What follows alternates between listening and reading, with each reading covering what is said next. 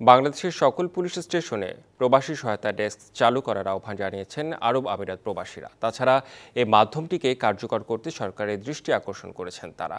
Dubai থেকে সাইফুল ইসলাম তালুকদার জানান, সংযুক্ত আরব আমিরাতের শারজায় এক মুক্ত আলোচনায় এই দাবি করা হয়। জীবিকার তাগিদে দূর প্রবাসে থাকলেও প্রবাসীরা প্রতিনিয়ত উৎকণ্ঠায় থাকে পরিবার পরিজনের নিরাপত্তা নিয়ে। জায়গা জমি দখল, সন্ত্রাসীদের নানা ধরনের উৎপাত, চাঁদাবাজি ও পারিবারিক কলহ সহ বিভিন্ন ঘটনায় দূর দেশ থেকে কিছু করতে না পেরে প্রবাসীরা নিরুপায় হয়ে পড়েন।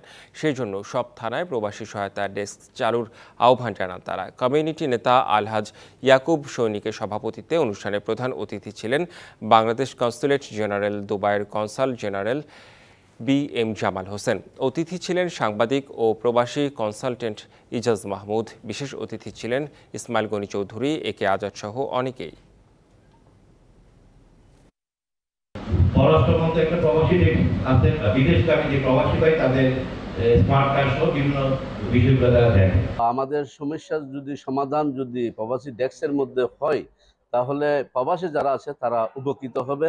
এই হেল্প ডেস্কের মাধ্যমে প্রবাসীরা অভিযোগ এবং তাদের যে মনের কথাগুলো তারা বলতে পারেন। প্রবাসী ডেস্কের মাধ্যমে আমরা যাতে সুযোগ সুবিধাটা পাই এবং প্রত্যেকটি অঞ্চলে যাতে এই প্রবাসী ডেস্কের সেবাটা পৌঁছে যায় সেই কামনা করছি। সত্যিকারে আমাদের প্রবাসীরা, প্রবাসীদের পরিবারের সদস্যরা প্রতিকার পাবে।